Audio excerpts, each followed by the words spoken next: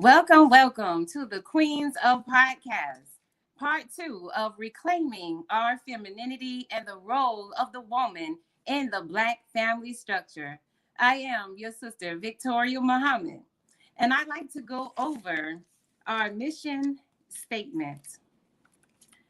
The Queens of Podcasts mission statement is our mission as Queens of Podcasts is to inspire and empower individuals to embrace their true essence, foster unity, and elevate their lives through healing, awareness, and education. We are dedicated to promoting principles of modesty, balance, and growth while celebrating the values that strengthen families and communities. Together, we create a space where all can heal, grow, and rise to our higher selves with grace, unity, and purpose. Again, I am your sister, Sister Victoria Muhammad, also known as Black Honesty. I am I have a podcast.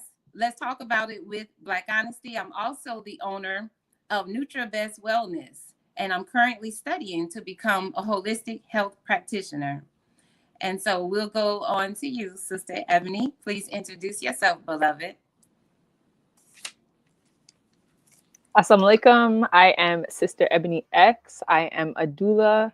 I am also a transition coach for millennial women, and I am the host of the God Standard podcast. Awesome. All right, Sister Coach Remy, Sister Coach Ramonia Muhammad.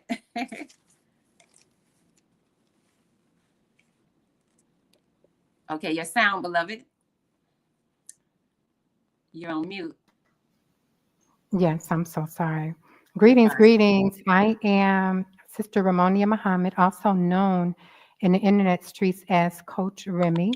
I am a business and life coach. I work with phenomenal women entrepreneurs, teaching them how to create the life and business that they love and absolutely desire. And I'm also the podcast host of The Sacred Sweet Spot over on Spotify. Nice to be here with you all this week. Absolutely. And it's good to have you, sister. And sister, our dear sister Angelica. Yes, ma'am. Peace and healing, family. Thank you so much. Again, my name is Angelica X. I am the podcast host of Healing with Angelica. I am also a lifestyle wellness coach, and I also am a public speaker. So, yeah. And of course, I'm your sister. So, yeah. Beautiful. Let's get on into the meat of it. So again, this is our second part two of reclaiming our femininity, the role of the woman in the Black family structure. And when you look at the word femininity, what does that mean? So we have the definition here. It's the qualities or attributes regarded as characteristics of women and girls. And again, we welcome you back for part two. Today, we are having this dialogue that is very vital to our success as a nation and in the building of Allah God's kingdom. And we thank you all, the audience, for tuning in as we together, just go through this journey of self-discovery, self-worth, as the women of God and our positions in the Black family structure. So we'll get on with it. So I'm going to start with the first question here. And any of my sisters on the panel is welcome to answer this question. All right. So how can women reconnect with their femininity?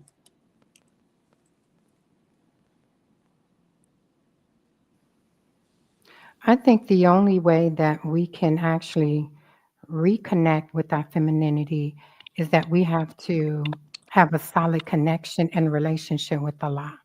That is the only way.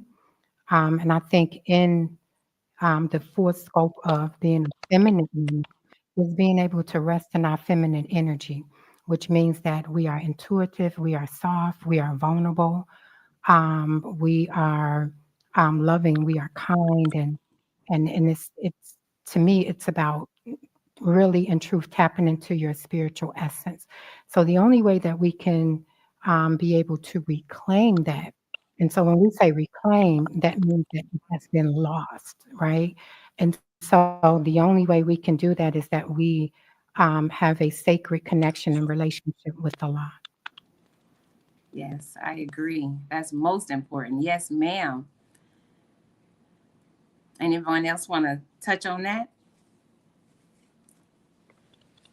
Yes, well, I was definitely going to say the same exact thing. It is the relationship with God that Yes. allows us to reconnect to that feminine essence of ourself, because that is who we are sourced from and who we originated from. So it's within understanding who we are as women, understanding our roles as women, and understanding why God put us in a certain position where we can understand our femininity. So I agree with my sister Ramonia. Yeah, absolutely. Beautiful.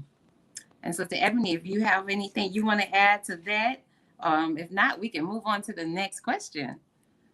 Yeah, I was just going to say the same, pretty much the same thing. I think that that connection is key, and I think it's also important to note that, like, whether we are Muslim or Christian or whatever, non-denominational, that connection to like ourselves, that quietness within ourselves, that is the key to our femininity. Because, like, Coach Remy said, right, our intuition, the things that make us powerful as a feminine being, is definitely lying in that connection with ourselves, with Allah, the God within ourselves, and however we call it, or him, or her, whatever.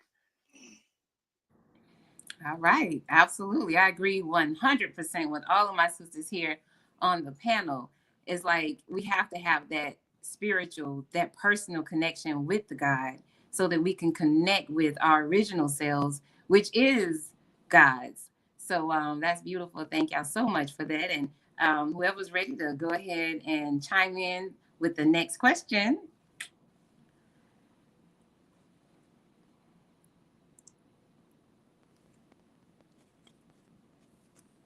I can go ahead. So I wanted, because I hit on vulnerability, right? So anybody can answer this. How do we heal the narrative? How do we no? How do we hear the? How do we heal the strong Black woman narrative around femininity? Because um, there's this, um, and I think it comes from trauma. It comes from trauma. It comes from pain. But how do we heal that narrative? Because in us being feminine, women, you have some that may say to be feminine because a lot of us rest in our masculine energy. Um, how do we heal that narrative that you have to be this strong Black woman? You know what I mean? Opposed to being feminine, because feminine is looked at as being weak, or you have to submit, or you have to give up your will or your ideology of who you are. How do we heal that narrative? Because I think once we heal that narrative, we can easily, step into that space where I'm this sacred feminine woman. I'm this spiritual being. But because we rest so much in our masculine energy from pain and trauma, how do we begin to heal that narrative? Well, since I can start with an answer here, I think that when you look at the black woman, like the angry black woman, they say that's a stereotype. And, it's okay to be strong. It's good, matter of fact, to be strong and feminine at the same time, because our strength is within our femininity. And so when we understand it well, we know that it's not a masculine energy, it's a feminine energy, and that lies our strength. So we have to set down, these different stigmas that they put on us to weaken us, really, and to make us confused about ourselves. So, yes, we should be strong women. However, in understanding where our strength lies in our femininity, and just knowing who we are and connecting with that femininity, like we spoke about earlier, connecting with the God, having that personal relationship with God, and being able to exemplify what it looks like to be a woman of God, because a woman of God is feminine, because He has created us to be His second self, and He put in us the spirit of femininity. And so we have to be like girls, and that's why we're called MGT, Muslim Girls in Training. So we can't be like, oh, I know it all. No, we come humble as little girls. So when you think about that girl energy, it's a nice, it's a calm, it's a sweet, feminine energy. And so just, that's what we want to exemplify. And that would, tear down that stereotype of, the strong Black woman. And then they also say like the angry Black woman. I've been hearing that too. So yes, ma'am. But how do we Right. equate that to? I'm sorry, I don't mean You to cut fine, your beloved. comments, Michael. How do we equate that to? Yes, we. How do we equate that to the sisters? And I want to pose this question to Sister Angelica because I know the work that she does. How do Yes. we equate that to the women that you work with? You know what I mean? How would you equate the narrative of being strong and masculine? Because we hear this, and you're right that it's a stigma, but the reality is that we do have women, may not be among us, but we do have women that may have that masculine overtone. You know what I mean? So how do we equate that to the women that may not understand that I need to tap into God, that I need Mhm. to search the heart of God for me to become a feminine woman? How do we equate that to them, Sister Angelica? Yes, Sister Romania, that was actually a beautiful question. I couldn't wait to kind of tap into that. When it comes to healing the narrative of the Black woman, strong Black woman syndrome, we will say that, right? Right. We heal that by addressing the trauma, because you got to understand, why is the woman in a position where she has to be strong? She's in Mm. this position that she has to be strong because she has been forced to protect herself.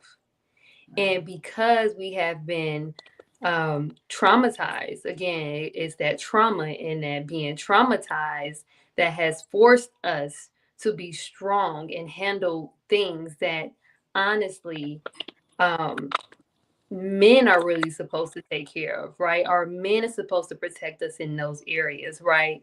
So when it comes to being able to change that narrative, one must go back to address, why are you this strong Black woman? What is making you strong? What has happened in your life to where you believe that you have to put up this protection, this wall to be strong? And most of the times we hear stories of, well, I was taken advantage of, I was abused, I don't want to get hurt anymore. So, Mm. because we don't want to feel this feeling of pain anymore, we pull up this wall of protection. So, it's really just women being able to look back within self and address the self as to, why do I have to be so strong for myself, right? What has happened to me? And as I've had my fair shares of feeling and being like I had to be a strong woman, my grandmother, oh my gosh, if you guys know my grandmother, woo, strong Black woman, right? But I realized how sensitive my grandmother really is in real life. Like, you're really sensitive, and it really shows just how she wasn't able to express her feminine side because she always had to be strong all the time. So just being able to understand that, unfortunately, Our women have been hurt, they've been betrayed, they've been taken advantage of. And that is the reason why our women have to put up this wall of protection in order to walk in this life. But it's really when the woman understands that she cannot continue to operate in that manner because that's not her true self, that's not her true nature. That is when she's able to tap back in with herself, which is tapping back into the God within her and God of source, to understand that is a trauma that I need to heal and not let that be her experience.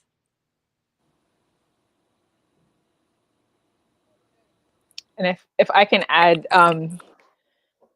in addition to what Sister Angelica said, I think ultimately what it comes down to in dealing with those traumas is forgiveness, and I think that is something that we have to that has to be a huge part of healing, right? I think that is a huge part of healing because that resentment is what keeps us stuck, if you will. And as Sister Angelica spoke about her grandmother, like that, I think I can definitely relate to that. And I think we all can, And I remember seeing my granny, like she passed away at 102 and she was strong and sharp until the very, very end. But I noticed within her that although she was super strong and did all of the things, it almost came with a spirit of resentment in the sense where it's like, I can do it all by myself, but deep down it's like, I'm mad that I have to do it by myself. Like, I really want some help, but I'm going to just be like, I don't need anybody. I'm going to do it by myself. But it comes from resentment. Whereas once you have that forgiveness, the spirit of resentment isn't there anymore. So though we are strong, we can do it, we learn to allow it to be done for us, or allow ourselves to ask for help. And I would just like to share that, me personally, last year I had to, look at myself and look at what it means to be strong, because I feel, or have felt, the past few years for me have been super challenging, and the people around me know me as the strong one. And when I needed help and when I asked people for help, it was always like, you're gonna handle it. Like, if anybody can do it, you can do it. And I was like, no, but I actually need help. Like, you know what I mean? And I started looking at the definition of strong. And I think for us to move away from that, like, it's important to understand the words that we use. And I think femininity, how I see it, this is just my perspective. Femininity isn't strong, it's powerful. And there's a difference between being strong and being powerful. Strong is more being able to take burden, being able to take pressure, right? Whereas being powerful more comes from like an internal strength. It's not dependent on the pressures that are coming on from outside. Whereas strong more so depends on being under pressure. And I'm like, I'm not gonna call myself strong anymore. I'm gonna call myself powerful, and I'm gonna walk in my power rather than wearing the strength as like a badge of honor kind of thing. So I think we definitely have to work on forgiveness, forgiving those people, even if we don't ever speak to them, or we don't even have conversations with them, but just for ourselves. And then reevaluating how we are attached to being that strong Black woman, and look to being powerful. And also too, I would just say, in addition to that, I think that connection with Allah, with God, however you call it, like that, I think that strength has to come from there, and the forgiveness has to come from there. Because when we strive to be like God, when we strive to be like Allah, we can have that mercy, we can have that forgiveness, and we can also have that strength. So that's that on that. Wow, wow. Well, all of you sisters said some very powerful points on that. And, there's that word, Sister Ebony, powerful, you know. And that's why it's so beautiful to be able to have a platform where we can express these truths to our listening audience, because we want to elevate you and to be able to connect with the God within yourselves. And I pray that everyone who's paying attention right now, tuning in, is getting something that is elevating to your mind and your spirit. I guess the next person that would like to address a question or share a question.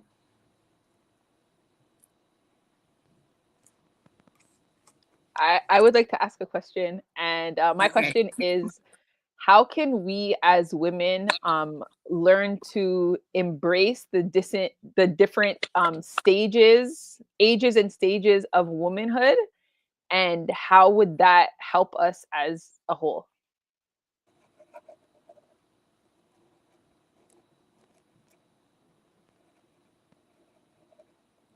I can answer if you don't really ask. Go ahead. I was just gonna say, like, the reason why I asked that question is because I think it's really important for us to embrace the different stages, because this society tells us, and especially I don't know if it's more so now than ever, but a lot now, where everybody's trying to look super young, everybody's trying to fix their bodies and cut and paste and this and that. And I feel like this world pushes this narrative that, like, youth is like the best, and like you have to be forever young, and all of these kinds of things. And I feel like, especially for Black women, we were more if we were more connected with embracing each stage, that it could help us as a whole. Because when women get older, we would accept, okay, we're older now, like now we're aunties, and then on the next stage, okay, now we're grandmothers, and now we're like that wise old granny. And I feel like a lot of times in this generation, there are people, and I even think of myself, like, growing up, having people that naturally I should look up to, but they're trying to be young women. They're trying to be like, young 20s, teenagers, when they really should be more mature and be in more of like a teaching role, more of like an exemplary role. And I think that it's important for us to get back into that, so we're not trying to chase chase the wind, like it seems like the world is doing and the society is kind of pushing us to. Hmm. I Yeah, think that, wow. What were you about to say? Go ahead, Sister Ramonia.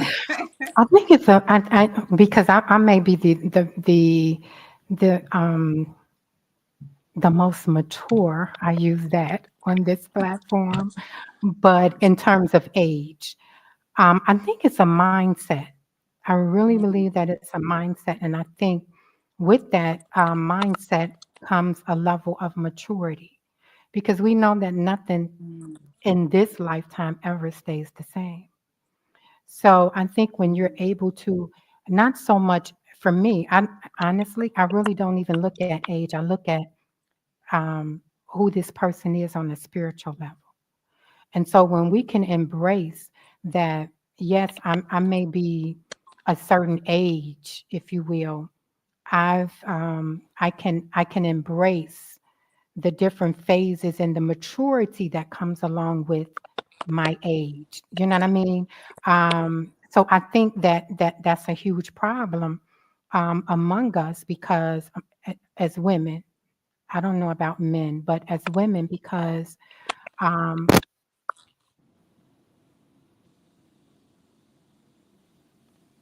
Okay, there's Your sound cut a out, sis. sound.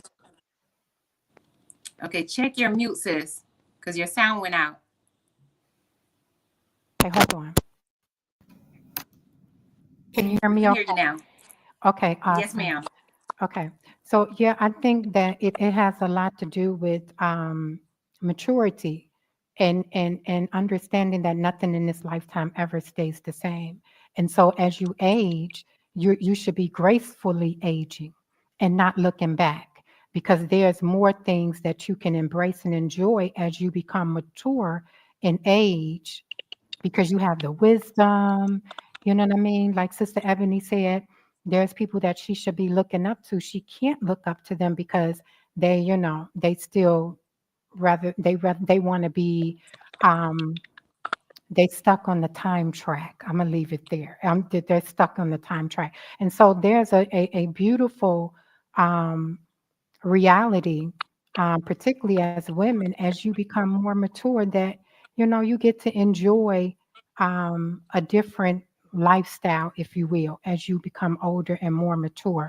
Well, at least that's happening for me. I don't know about anybody else. And I think with Islam, we are young at heart and young in spirit. So I don't look like, okay, I'm this 50 plus old woman, you know what I mean? That I have, I do have grandchildren. I have sons, you know what I mean? So I don't see myself as being that, but I'm not seeing myself in a way that I feel like I want to be 23 again, if you will. So I think, yeah, and there's some truth that you embrace as you become more mature. So yeah, I get that. Wow, beautiful. And that was a wonderful question as well. And if I may, I just say I'm pretty much going along with what Sister Remy is saying. Like when you're in these teachings, um, it's like we're youthful at spirit. We should be youthful at spirit. Um, I don't like the type of person that I am personally. I just have to give my own testimony. Allah has blessed me with a youthful appearance and a youthful energy. Like the vibe that I have, it's natural, it's who I am, and it's what I exemplify. And I think that, um, a lot of times it's like the youth may come to me, and, it was one time they were like, Sister Victoria, wait a minute. I just heard you say you were such and such years old. How you old as my mama? I thought you was, in your 20s, like your late 20s. And I thought that I looked at that as being a beautiful compliment, because Allah, He preserves us, these teachings, how to eat to live, it makes us look youthful.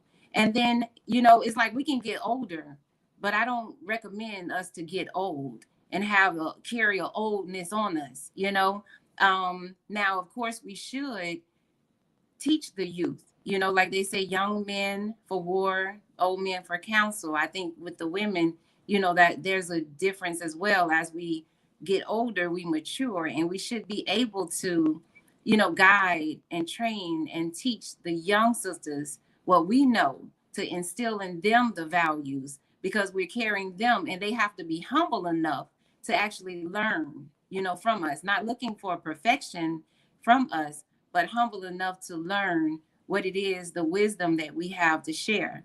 And sometimes that happens in degrees, because we've all been really young and we thought we knew it all.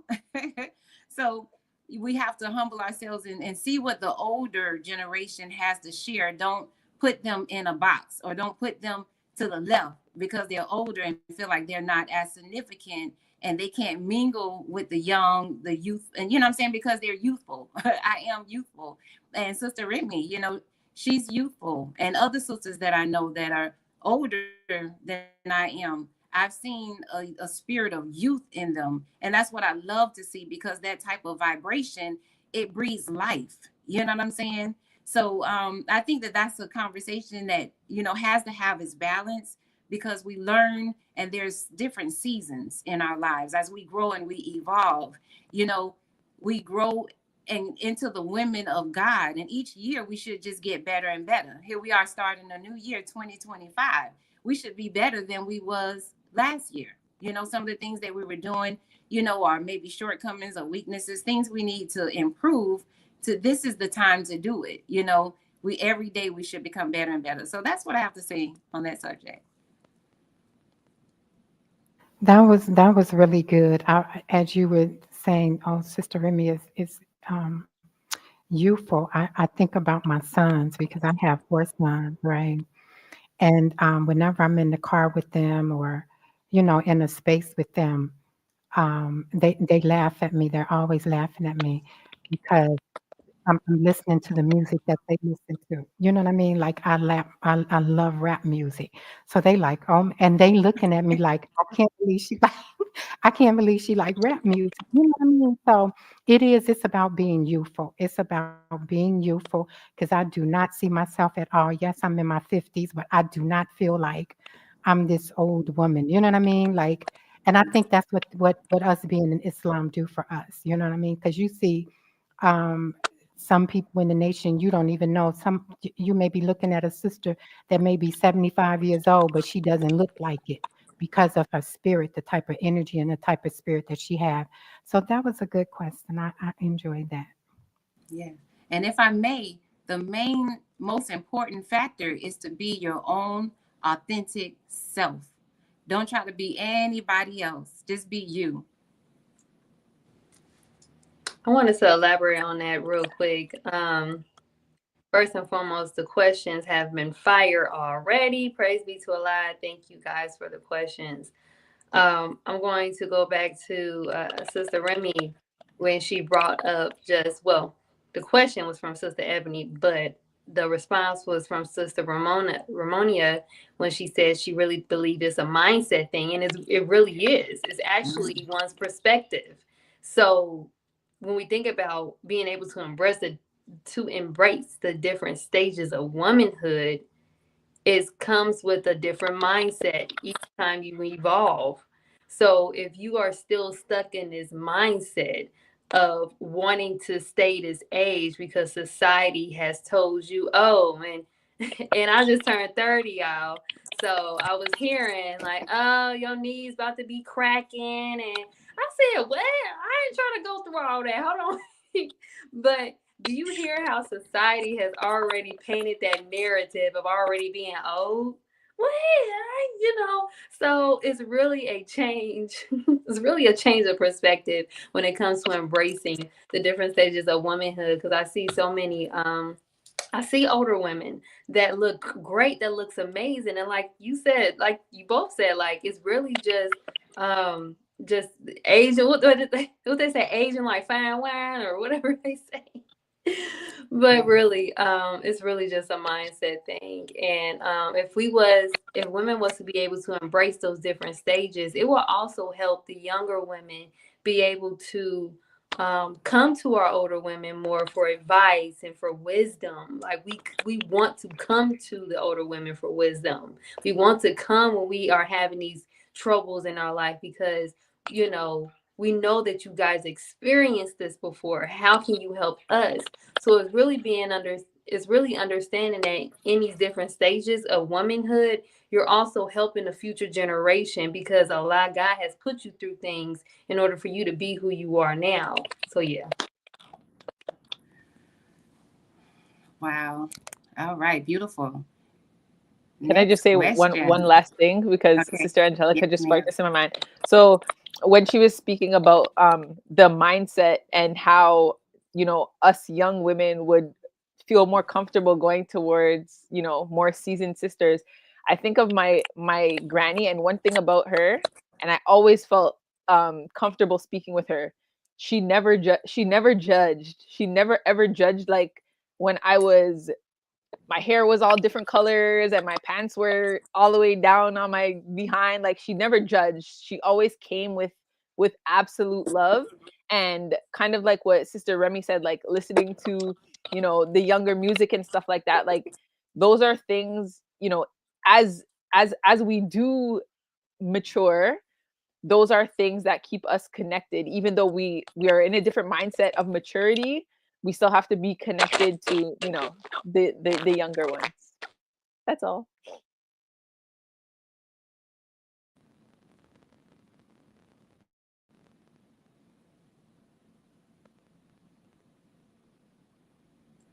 Alhamdulillah. Beautiful, beautiful, beautiful. All right, moving right along.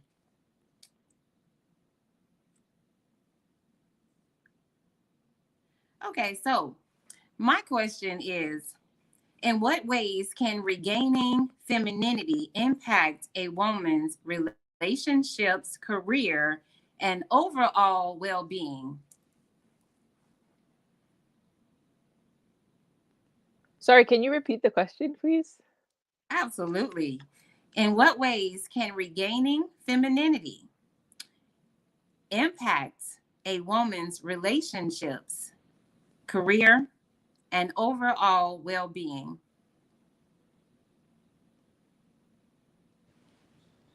That just makes me think. When it comes to a woman's say that I want you to say it real quick again. A woman's relationship, career, Okay. and and overall well-being.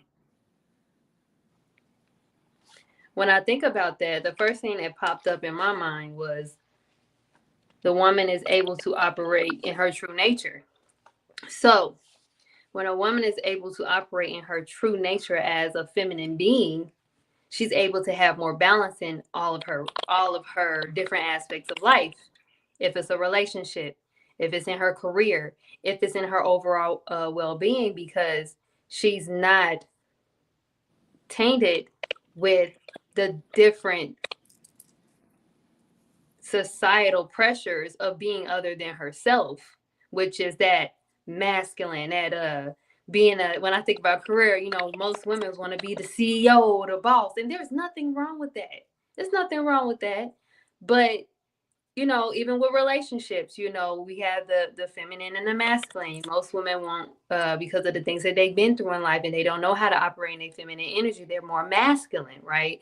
So I really just think it's just the woman being able to actually be in her true nature when she operates in that feminine light. I'm able to be nurturing. I'm able to listen, right? I'm able to be able to sit back and not over talk you, even if it's in a talking to a man or in your career. Just being able to be a woman, and being a woman is actually knowing your role. What is your role as a woman, right? What are the attributes of a woman, right? Because a lot of us don't display those attributes in those different perspectives of life, relationship, career, or well-being, because we don't know what's our true feminine nature. So that's my answer. Yes, I was going to say the same thing. So I'm in agreement with you. She will be able to operate in fully in her authentic self.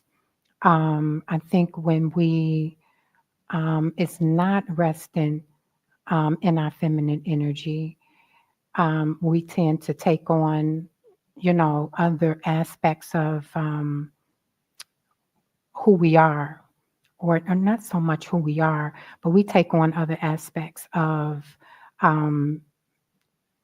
um, of like the masculine energy. I'm sorry, like the masculine energy. We're not soft, we're not vulnerable. Because also, when I think about being a feminine woman, I think about being vulnerable enough to be able to express authentically who we are in different relationships, because you come in contact with people whom you work with. When you are resting in that energy, your home life, right? And those who coexist with you in your home life get to experience um, that spiritual essence of who you are. Because when we're not resting in our feminine energy, um, we we it's very chaotic, right? It's a chaotic life, and because we're void of that God energy, that God spirit. And so when we can rest in our feminine energy, I think everybody around us, whether it's in our career, because we function better if we authentically being who we are really naturally supposed to be. um, but when we're not in that energy, then those who's around us get to experience us in a different way, opposed to us resting in our feminine energy. So yeah, so I'm landing, but that was a good question.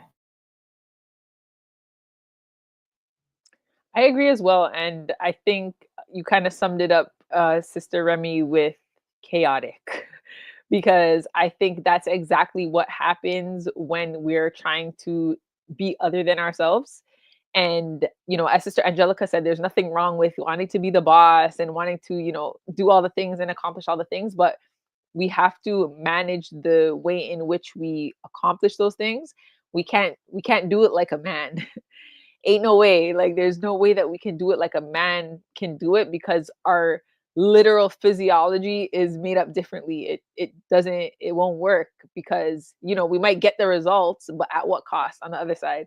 um when we talk about overall well-being, our health suffers, our family suffers, our children suffers, like all of these things, the dominoes start to fall, the cards start to fall, because it's like we're trying to, we're trying to make up in places where we're behind. Whereas if we just, flowed more, and we kind of went with things in more of or I should say less of a push pull kind of energy. And I love when you say, Sister Remy, like resting in your femininity. Like, we can accomplish things as feminine women, but it's more of a restful, easeful kind of pace, rather than like a go go go grind, because that just ends up in burnout and ill health and all of those things. So yeah.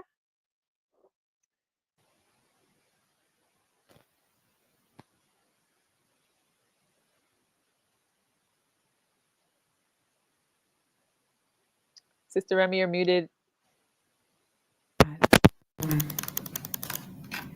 There you are. Okay, you hear me? Can you all hear me now?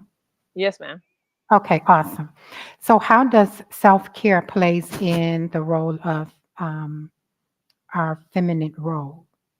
How does that, because I know that we're talking about reclaiming it. We're talking about reclaiming it, right? Um, and the importance of having it in the family structure, right? So how does self-care play in the grand scheme of things? Because I know when I'm not getting what I need in terms of making sure that I'm taking care of myself, right?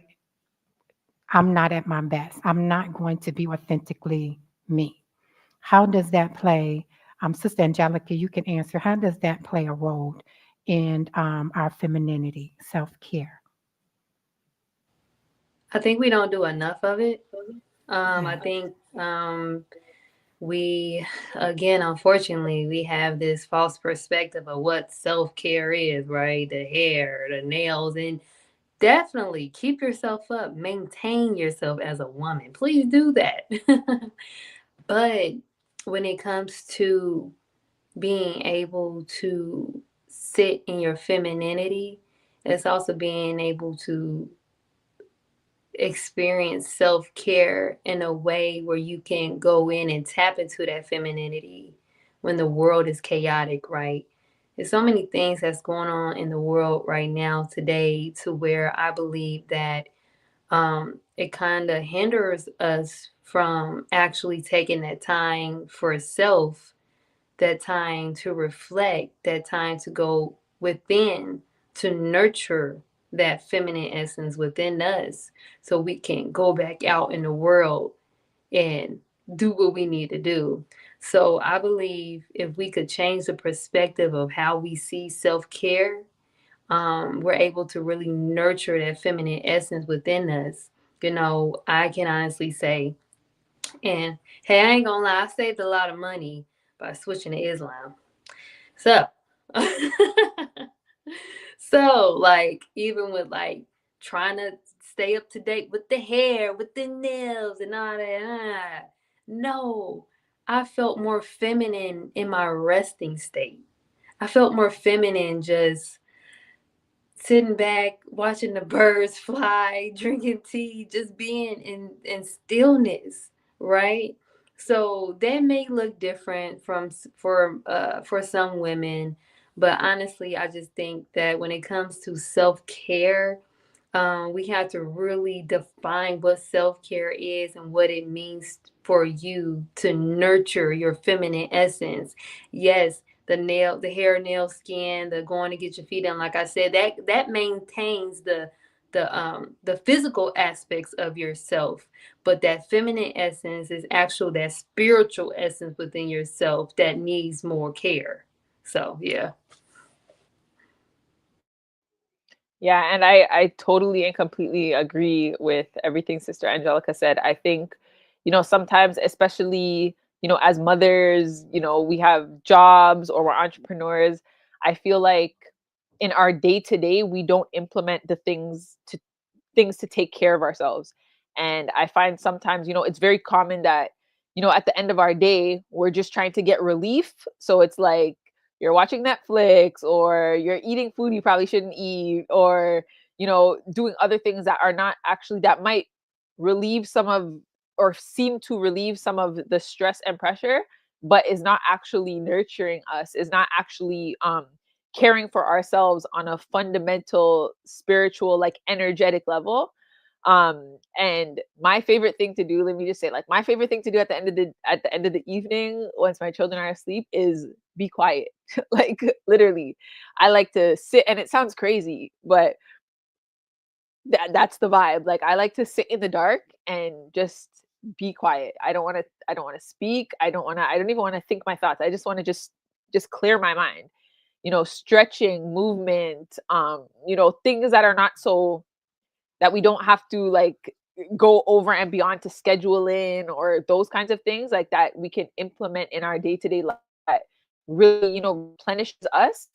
I think we have to, like, get back into that aspect of things. And I think that is, it's very important, because it's easy to, get caught up in the day-to-day logistics of things, but it's very important, as as women, that we cater to that part of ourselves. And that's a part of, being a feminine woman. Like, we're nurturers, and we have to nurture ourselves first, like, that's first and foremost, because if we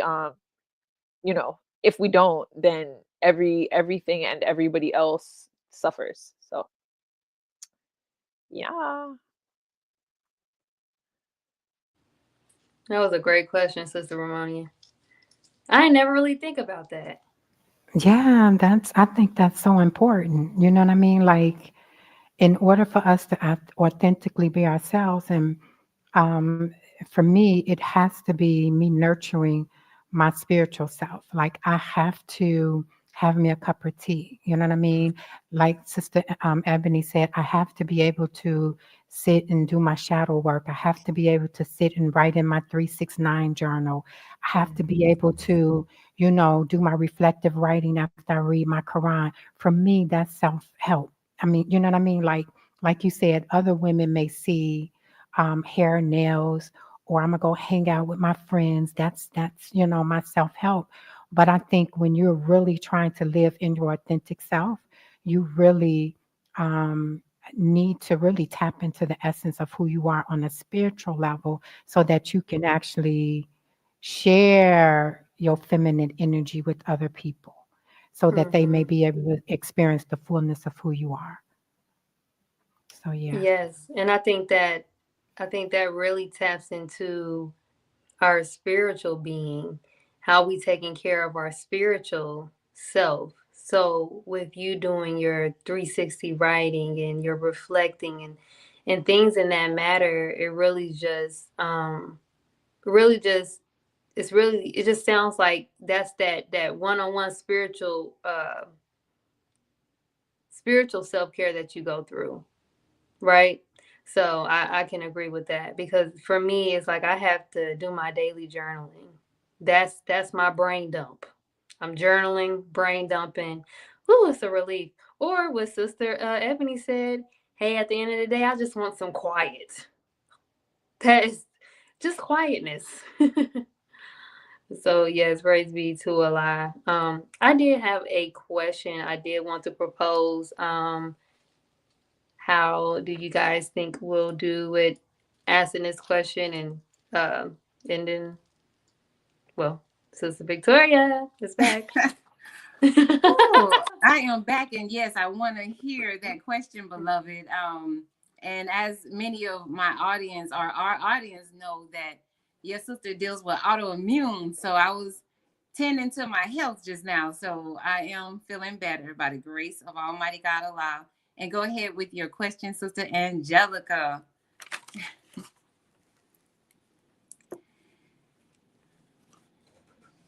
Okay. Well, I'll go ahead and ask a question. All right, let's see. Sorry, you guys. Someone knocked on the door. Okay. I had to hurry up and get it. Yes, ma'am. Blooper. Hee hee. Yes, ma'am. Okay, here's my question. So, how can reclaiming femininity help Black women heal from generational trauma and restore balance within the Black family? That is a great question. That is a great question. Um, and I think so. There's this quote, and I don't remember it verbatim, and I don't even know who said it originally, but it basically talks about healing and how when the individual heals, they heal 7 generations before and 7 generations after. And I relate to that. And I feel like when we begin to, you know, trod the journey of healing, right? I mentioned earlier forgiveness, and I think I still think that that's, you know, a huge aspect of things. But it's like when we forgive the past, we can learn to do differently. Whereas if we have resentment or hurt feelings, or we're still like holding on to things from the past, we're not able to, you know, make changes. And I think when it comes to specifically like mother daughter relationships in the Black community, I feel like a lot of times they are strained more so with us than in other cultures. And it's very easy because, you know, if you don't if you just mother your daughters how you were mothered, if it was not, you know, positive, then it trickles down. It just trickles down. And sometimes it's in ways that we don't even notice or we're not even aware of. But when we begin to wake up, when we begin to, you know, be conscious and, you know, trod that journey, then we can look at ourselves and question ourselves and, you know, like, why do you do that? Why do you react like that? Why are you, you know, having certain thoughts, you know, as it pertains to your daughter? And most of the time it stems back to how our mothers were treated, or sorry, how our mothers treated us. And then that stems from how they were treated, and as far back, as far back, as far back. So I definitely think that is super, super duper important. And to look, when I think of like, when I think of mothering my daughters, 2 daughters, like my mothering my daughters, right? I think I want them to be better than me. Like I want them to be like the next version, like the what is it called? Like the newest version, the upgrade. You know what I mean? So That's right. it's like if I'm still if I'm still holding on to stuff from my upbringing and my grandma and my great grandmother, then I can't upgrade my daughter. It's not even me. It goes beyond me holding myself back. It's like I can't allow her to be the upgrade. So I feel like us being on that journey, like us being the generational curse breakers, um, it's very heavy, but it's an honor because I know that like my daughter doesn't have to think a certain way or deal with certain things just because I changed my mind or I think differently or I'm, you know, striving to do better than the generations before me. So yeah, I think that's super, super duper important. And that's a great question. Yes, and I agree with everything that you just shared, Sister Ebony. And yes, that was a beautiful, beautiful question that Sister Angelica posed. And it has been a beautiful show. And I pray that the listening audience have been able to receive upliftment, enlightenment, and empowerment from this particular show, the second part of Reclaiming Our Femininity and the Role of the Woman in the Black Family Structure. And Sister Ramonia, if you can close us out with the announcements, beloved. Yes. Can you all hear me okay? Yes, ma'am. Great. We would like to I'm just sorry, one thank moment. you. I'm sorry, please. Sister Ebony, did you have your finger up, beloved? I'm sorry. Oh, okay. Okay. Yes, ma'am. Go ahead, Sister Ramonia. We would like to thank you all again for tuning in with the Queens of Podcast. We do hope that you got something that you can take from our topic and that you can utilize some of the information that we've shared and input it into your own lives. We um, are looking forward to our next show, and we hope that you'll tune in with us. If you desire to be generous and share a donation with us, you can share that donation at our Cash App, and that is $ Queens of Podcasts. And if you would like to reach out to us to share information with us about an event that you may be having, or to even ask a question of any one of us on the panel, you can send that email to queensofpodcast@gmail.com. And do not forget to go and grab your Queens of Podcast journal, as well as the um, um, help me somebody, our Yes. ebook to help you navigate this new year. And you can go and get that at payhemp.com/Queens of Podcasts. And until next time, Accept your own and And be be and be yourself. yourself. Be yourself. yourself. Assalamu Assalamu Thank alaikum. alaikum. you. Assalamualaikum.